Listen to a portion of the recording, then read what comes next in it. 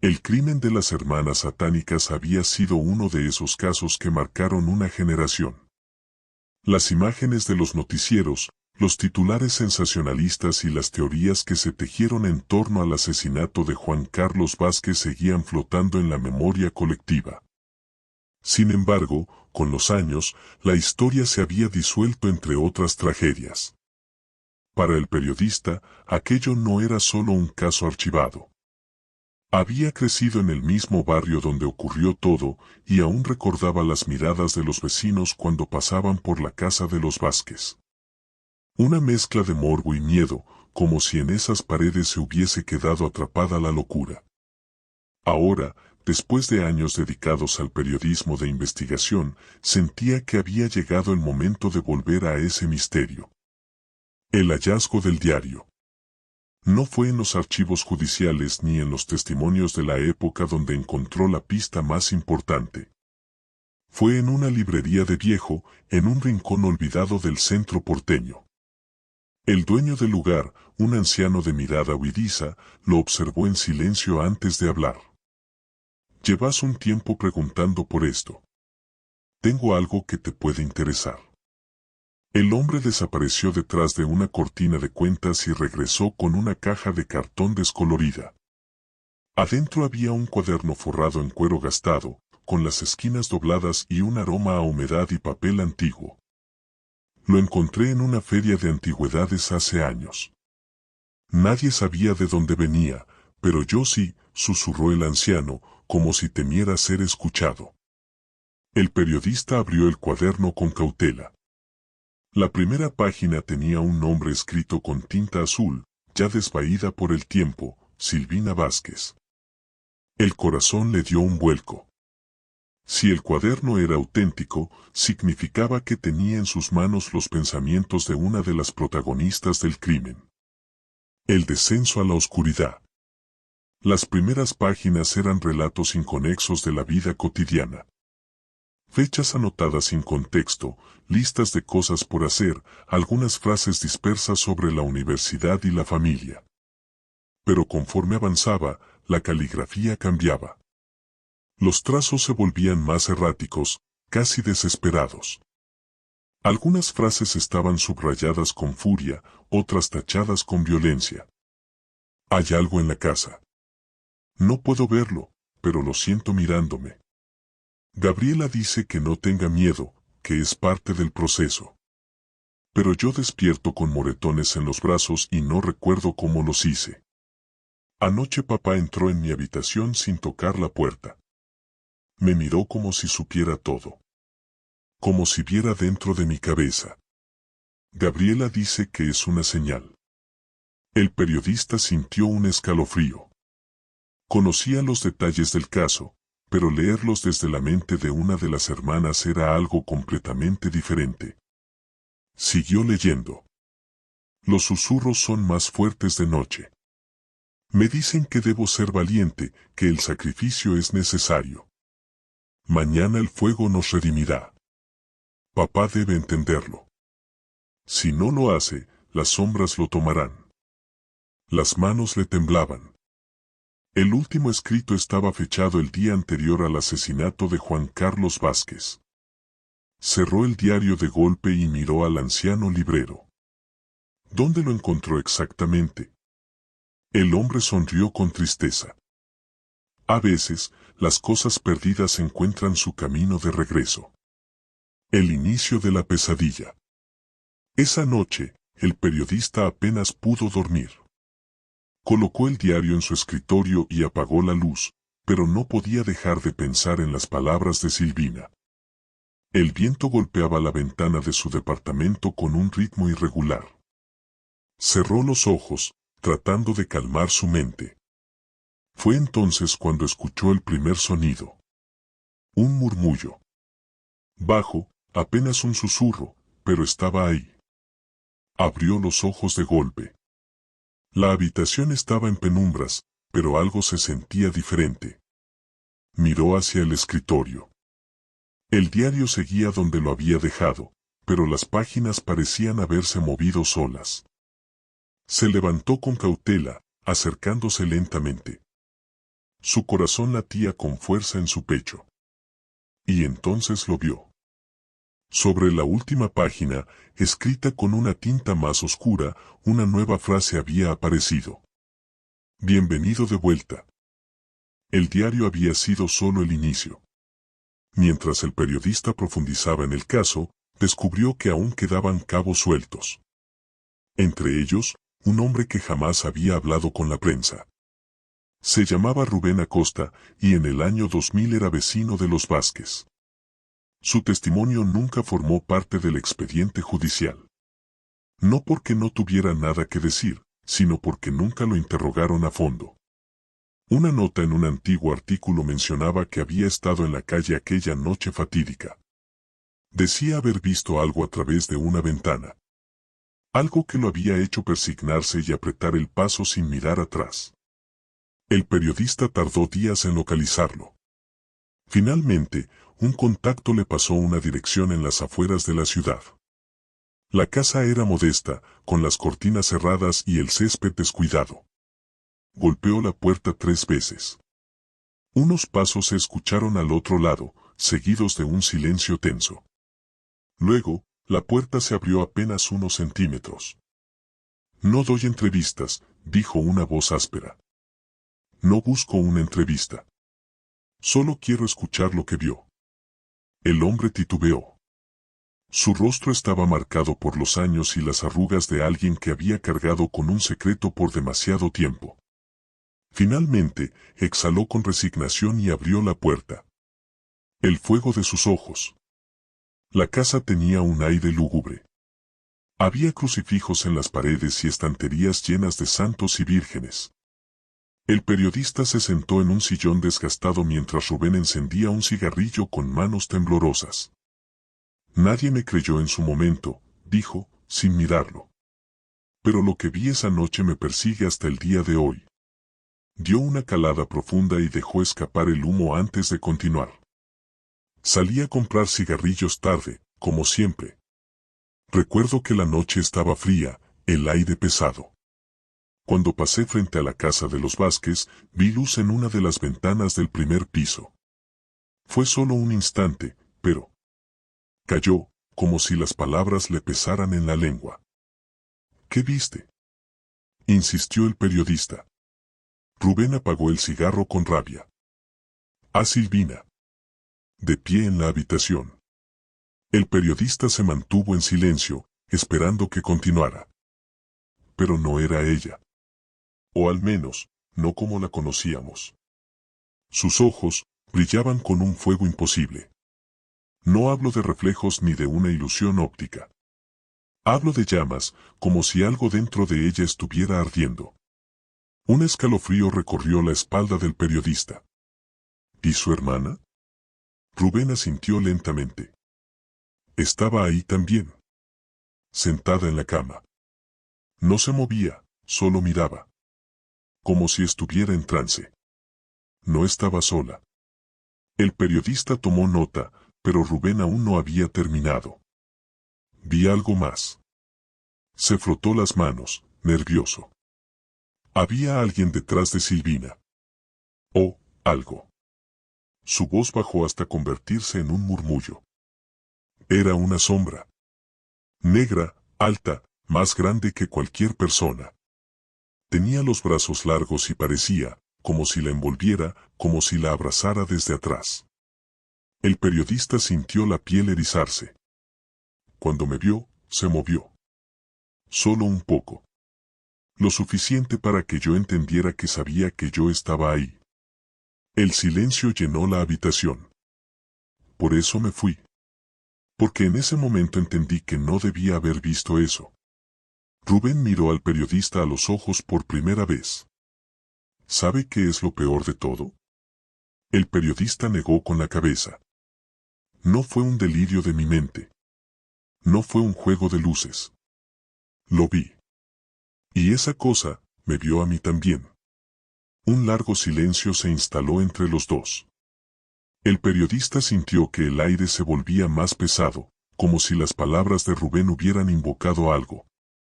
Cuando se levantó para irse, el hombre le dijo su última advertencia. Usted sigue escarbando en esto. Pero tenga cuidado. Hay cosas que es mejor dejar enterradas. El periodista no respondió. Sabía que no podía detenerse. Aún quedaban demasiadas preguntas sin respuesta. El testimonio de Rubén Acosta dejó al periodista con más preguntas que respuestas. Algo oscuro se cernía sobre el caso de las hermanas Vázquez, algo que no estaba en los expedientes oficiales ni en los titulares de la época. Decidió volver a revisar la documentación, rastrear a antiguos policías y peritos que hubieran trabajado en la escena del crimen. Fue entonces cuando encontró un nombre que se repetía en varias partes del informe: Julián Ferreira, uno de los investigadores asignados en el 2000. Había entrevistado a Gabriela Vázquez, revisado los cuadernos de Silvina y documentado detalles que luego nunca llegaron a la versión final del caso. El periodista se dispuso a encontrarlo, pero pronto descubrió que sería más difícil de lo esperado. Ferreira había desaparecido en 2005. No hubo denuncias de secuestro, ni pruebas de un crimen. Simplemente, un día dejó de presentarse a trabajar. Sus compañeros lo buscaron, pero su casa estaba vacía. No se llevó pertenencias, dinero ni documentos. Todo estaba intacto, como si hubiera salido por un momento y nunca hubiera vuelto. El periodista logró dar con un viejo amigo suyo, un ex policía retirado llamado Hugo Ríos. Ferreira no desapareció, le dijo el hombre con una certeza inquietante. Algo lo hizo desaparecer. El periodista levantó la vista de su libreta. ¿Qué quiere decir? Ríos suspiró y sacó una foto vieja de su billetera. En ella se veía a varios agentes reunidos en un escritorio, entre ellos Ferreira. Después del caso de las hermanas Vázquez, él no volvió a ser el mismo. Decía que había cosas que no cuadraban, que había pruebas que alguien hizo desaparecer. El periodista sintió un escalofrío. ¿Pruebas de qué? Ríos negó con la cabeza. Nunca lo dijo. Solo sé que empezó a volverse paranoico. Decía que lo seguían, que lo observaban por las noches. ¿Quién lo seguía? El ex policía se inclinó hacia él y bajó la voz. No lo sé. Pero él decía que no eran personas. El periodista sintió el aire volverse denso. ¿Qué ocurrió el día que desapareció? Ríos se pasó una mano por la cara. Ferreira me llamó la noche anterior. Me dijo que había encontrado algo, que necesitaba hablar conmigo al día siguiente. ¿Algo? Pruebas. Algo que confirmaba su teoría sobre el caso de las hermanas. El periodista esperó. Pero nunca llegó a la cita. Cuando fui a su casa, la puerta estaba abierta. La tele encendida, la cena servida en la mesa. Hizo una pausa. Y su libreta de notas, quemada en el suelo. El último rastro. El periodista supo que debía encontrar esa libreta. Si Ferreira había descubierto algo, tenía que haber un rastro. Logró contactar a la familia del investigador. Su hermana le permitió revisar algunas de sus pertenencias guardadas en cajas. Entre papeles y recortes de periódicos, encontró algo que lo detuvo en seco. Una hoja, con apenas 2 frases escritas a mano. No fue un brote psicótico. Fue un ritual. Lo que poseyó a Silvina sigue aquí. El periodista sintió que su respiración se volvía irregular. Por primera vez, sintió que estaba demasiado cerca de algo que no debía conocer. Y que, tal vez, él sería el próximo en desaparecer. Decidió volver a su hotel y descansar, pero esa noche, el sueño no llegó fácilmente. Se quedó en vela, con la hoja entre los dedos, repasando una y otra vez esas frases. Entonces, un sonido rasgó el silencio. Un golpe en la ventana. Su piel se erizó. Miró hacia el vidrio con el corazón latiendo con fuerza. Una figura estaba de pie afuera. No se movía. No hacía ruido. Solo estaba allí, inmóvil, mirándolo. El periodista sintió que el aire se volvía helado. Parpadeó. Y la figura desapareció. El periodista no durmió esa noche.